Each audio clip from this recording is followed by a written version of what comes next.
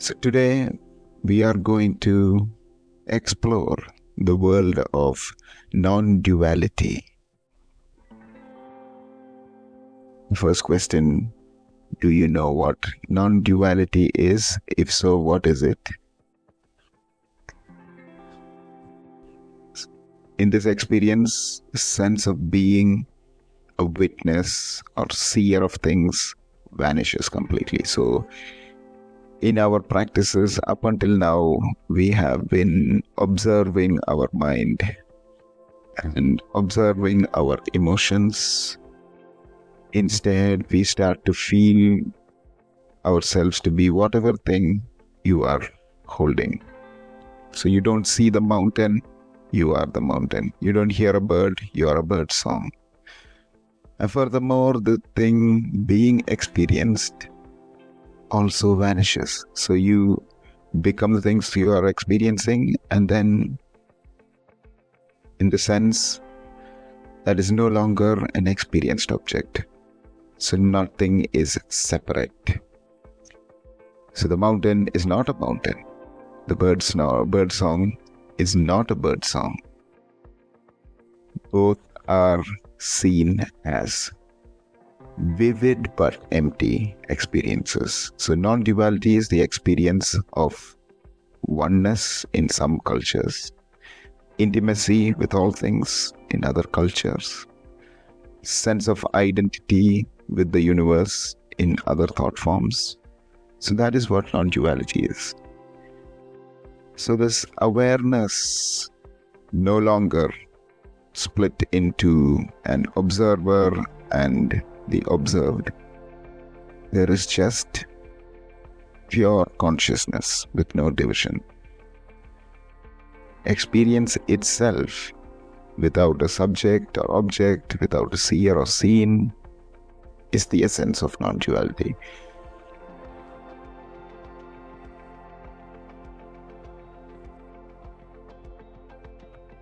So every culture worldwide has known the non-duality, and they have developed hundreds of techniques to help us to have this experience. But one of the many things that makes non-duality so fascinating is that you don't actually have to do a practice at all to experience it.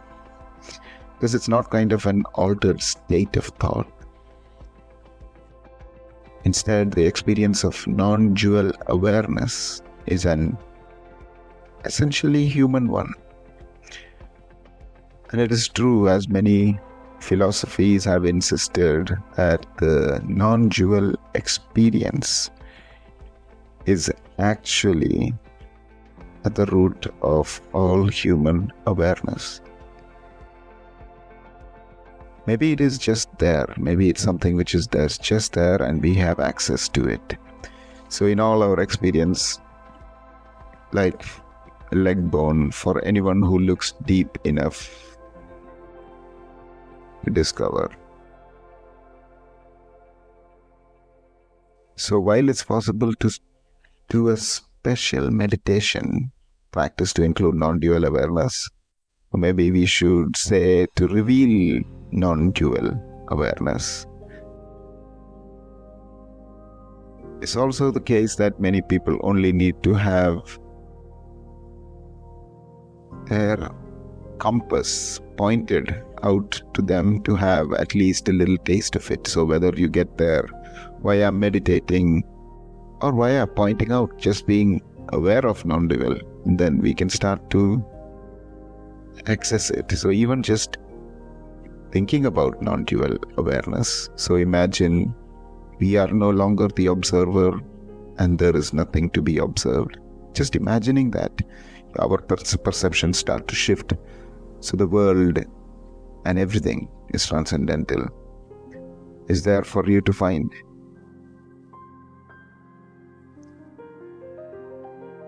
So let us try a non-dual meditation. So there are many pathways into non-dual awareness. Most forms of meditation, if you push them to the limits, and yes, limit in a very small sense, will take you into an experience, will take you into a non-dual experience. Which one will work for you is a matter of practice and experience, obviously. So in this practice,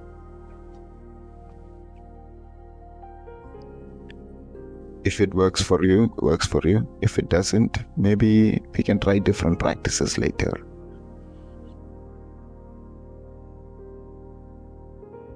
But it is found that if you have been practicing mindfulness meditation, this may actually work. So the essence of non-dual meditation is the understanding that non-dual awareness is actually something you have all the time. It's not a special state or some kind of peak experience that you have to learn to achieve. Instead, the state of non-duality is always there. And it's simply something that you learn to notice. And most forms of this practice use this noting principle of pointing out to show you the part of your experience that is already non-dual. So the main aim of this practice of non-dual meditation is to learn to see this already existing state, this non-dual aspect of awareness. So let's try this practice and see how it goes. And you may have to do this many times before seeing or before not seeing. So I invite you to find a comfortable, relaxed position. And there is no special meditation posture for this practice, whatever is comfortable and relaxed for you right now. Breathe in normally, comfortably, and spend a few moments simply relaxing a bit, letting go, bringing acceptance, curiosity, kindness, gratitude, compassion, all the aspects of our practice.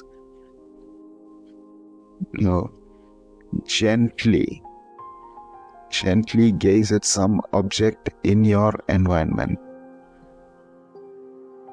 So it can be something simple like a chair or a plant, but it does not matter what it is. It can be the camera, it can be the phone. Allow your soft gaze to take in the object. Notice if you can take that object to be awake. Note that it's an entity, but simply that it is shining with awareness. So in a sense, the object is as much aware of you as you are of it.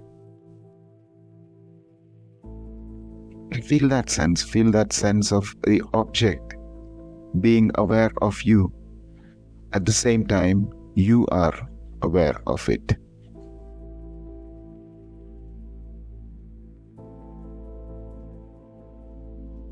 Next, move to another object. Notice the same thing. This object is shining with awareness. It is awake and aware and noticing you. At the same time, you are noticing it. Feel the sense of object being aware of you at the same time as you are aware of it. Then move to a third object, and again notice that it is shining with awareness. It is awake and aware, noticing you. At the same time, you are noticing it. Now feel the sense of the object being aware of you at the same time as you are aware of it.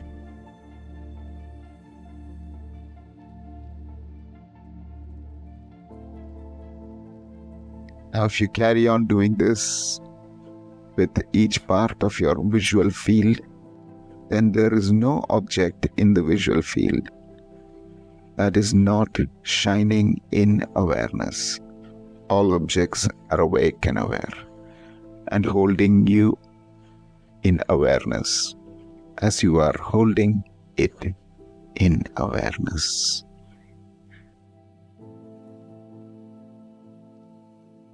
Now notice the entire visual field at once. Relax your gaze even more and notice the entirety of the visual screen as one massive field of awareness.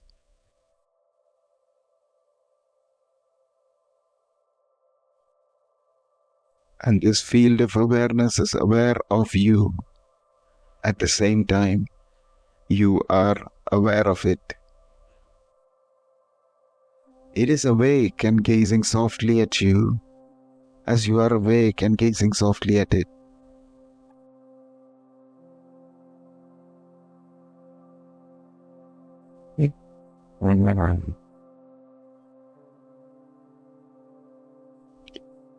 Next, notice that the awareness that is aware of you is not different from the awareness with which you are noticing it. And it is actually one field of consciousness or awareness.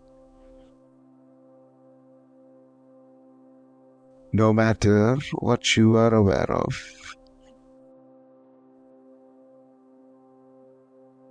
that is also aware with the same awareness. Awareness is all there is, and it is one awareness. Now I invite you to gaze at something very far away. And notice that it is the same awareness as your awareness of your innermost feelings. So in the field of this awareness, there is absolutely no separate. It is all one wakefulness, one experience, one consciousness. It is one. One.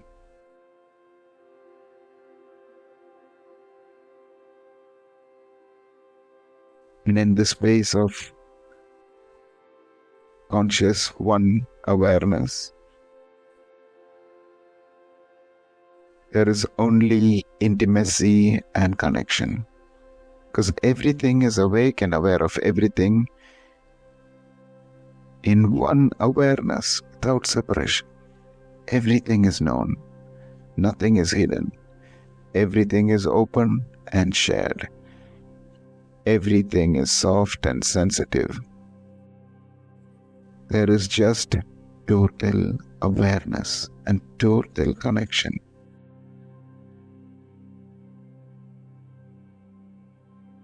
And just be with this for a couple of minutes as you end this practice of non-dual meditation. Just be with this awareness. Anything you are aware of is aware of you. And you are part of one awareness without separation. And this is a practice of non-dual meditation.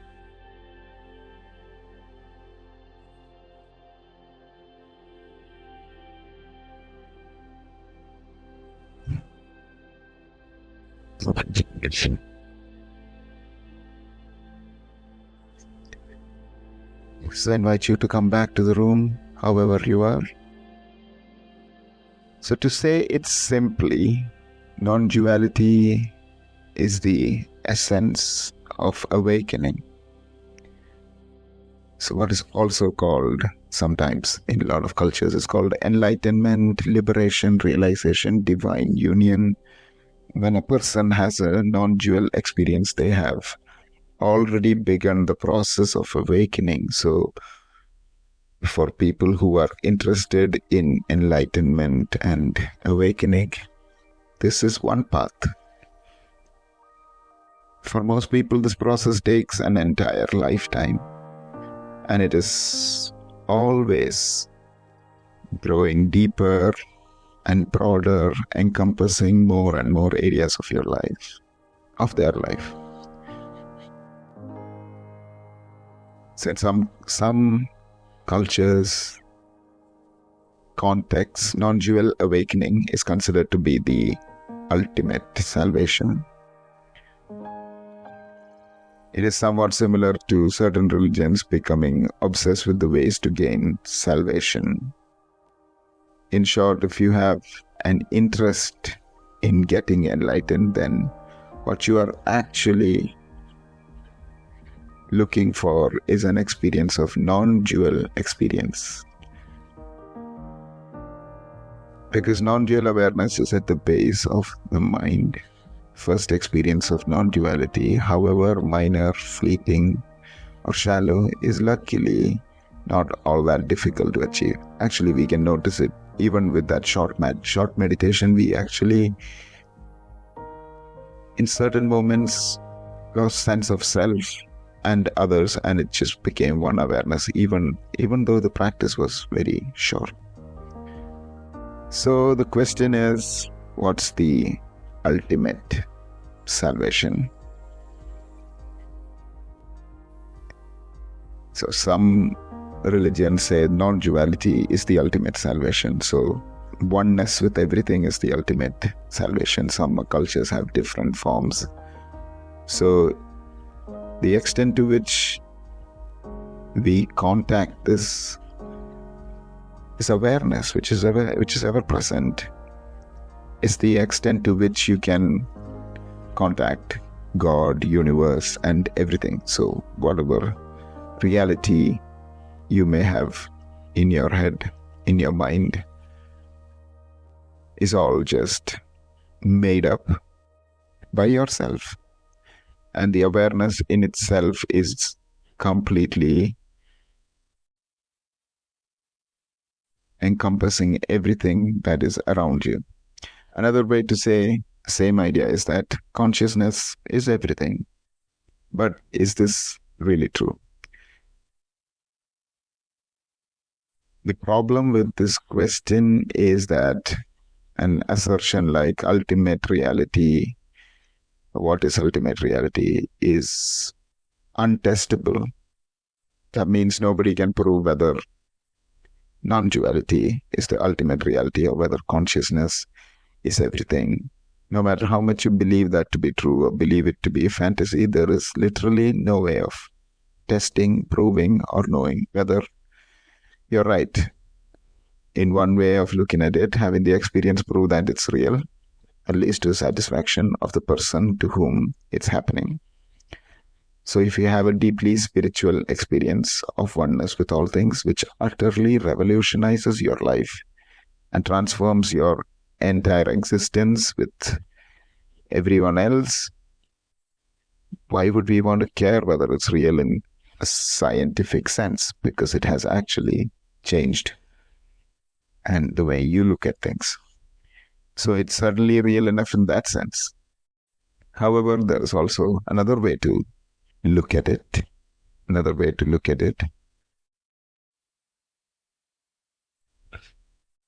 So how does it arise? The basic understanding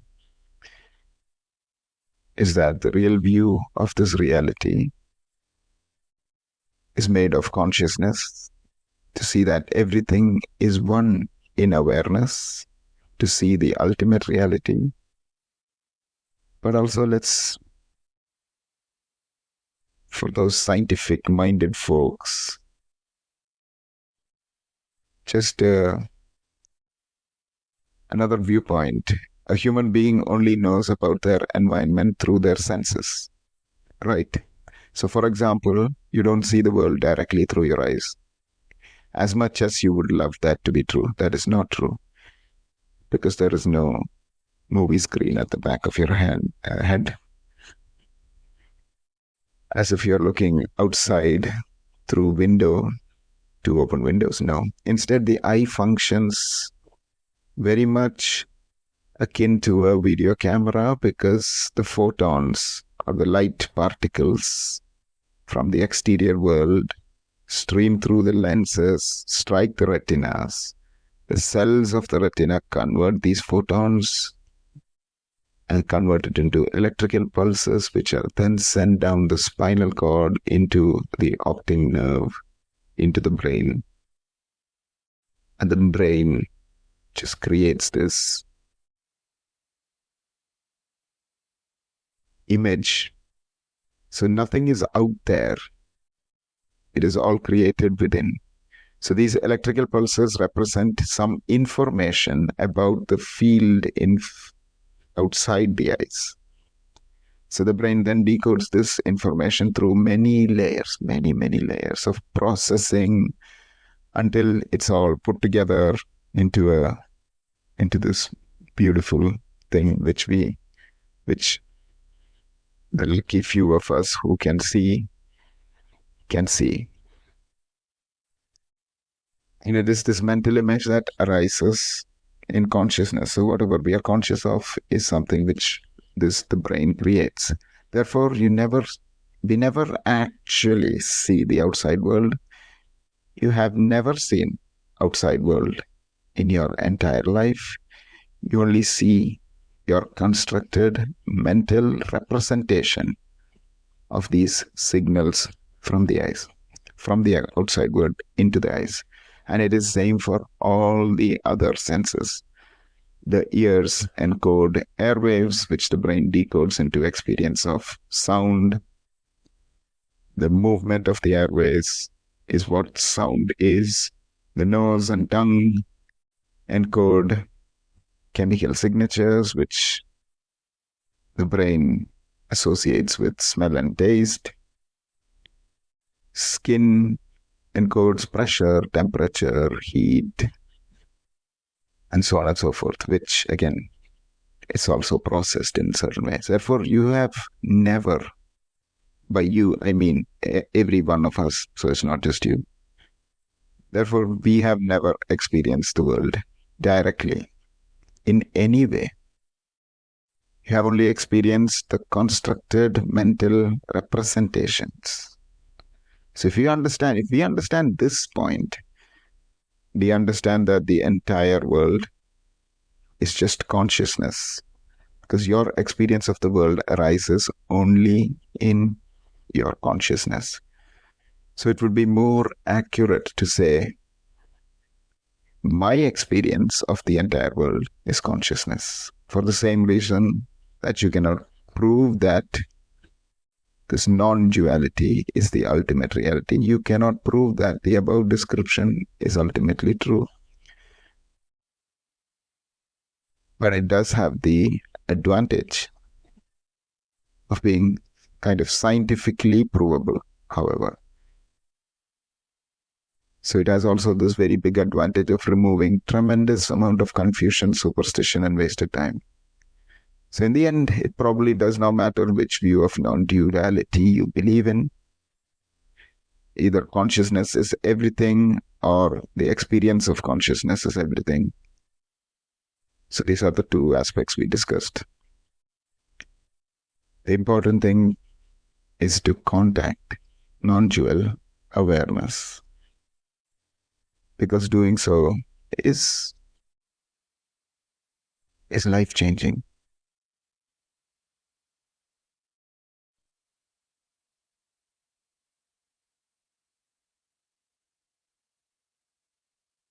So yeah, thank you for indulging me in this session.